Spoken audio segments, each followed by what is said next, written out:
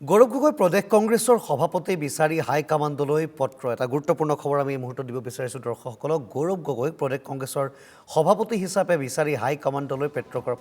প্ৰেৰণ কৰা হৈছে পত্ৰ একাংশ জ্যেষ্ঠ কংগ্ৰেছীয়ে স্বাক্ষৰ কৰিছে এই গোপন পত্ৰখনত এখন গোপন পত্ৰ যিখন পত্ৰ এই মুহূৰ্তত অসমৰ ৰাজনৈতিক প্ৰেক্ষাপটৰ বাবে গুৰুত্বপূৰ্ণ হৈ গৈছে গৌৰৱ গগৈক বিচৰা হৈছে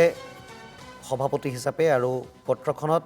ইতিমধ্যে স্বাক্ষৰ কৰিছে গোপন পত্ৰখনত একাংশ জ্যেষ্ঠ কংগ্ৰেছীয়ে বৰ্তমানৰ পৰিস্থিতিত গৌৰৱ গগৈ হ'ব লাগে কংগ্ৰেছৰ সভাপতি পত্ৰখনত স্বাক্ষৰ কৰিছে টংকপ্ৰসাদ ৰায় পংকজ বৰা ৰামপ্ৰসাদ শৰ্মাই স্বাক্ষৰ কৰিছে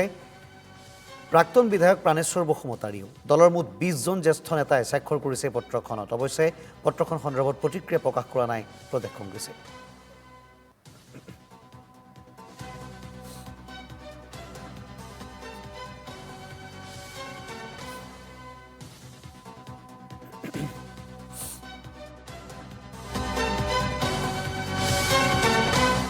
CBSEৰ শিক্ষাৰ্থীসকলৰ বাবে এটা গুৰুত্বপূৰ্ণ খবৰ এই মুহূৰ্তত জনাব বিচাৰিছোঁ বছৰত দুবাৰকৈ অনুষ্ঠিত হ'ব CBSEৰ দশম শ্ৰেণীৰ পৰীক্ষা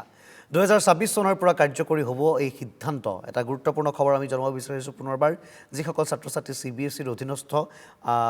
বছৰত দুবাৰকৈ অনুষ্ঠিত হ'ব CBSEৰ দশম শ্ৰেণীৰ পৰীক্ষা আৰু 2026 চনৰ পৰা কাৰ্যকৰী হ'ব এই বিশেষ সিদ্ধান্ত কেন্দ্ৰীয় শিক্ষামন্ত্ৰী ধৰ্মেন্দ্ৰ প্ৰধানৰ অধ্যক্ষতাত অনুষ্ঠিত বৈঠকত এই সিদ্ধান্ত গ্ৰহণ কৰা হৈছে বৈঠকত উপস্থিত আছিল NCERT, KVS আৰু NVSৰ মুৰব্বী শিক্ষাৰ্থীৰ পঢ়াৰ বোজা কমাবলৈ এনে সিদ্ধান্ত গ্ৰহণ কৰা হৈছে বুলি জনায় বৈঠকত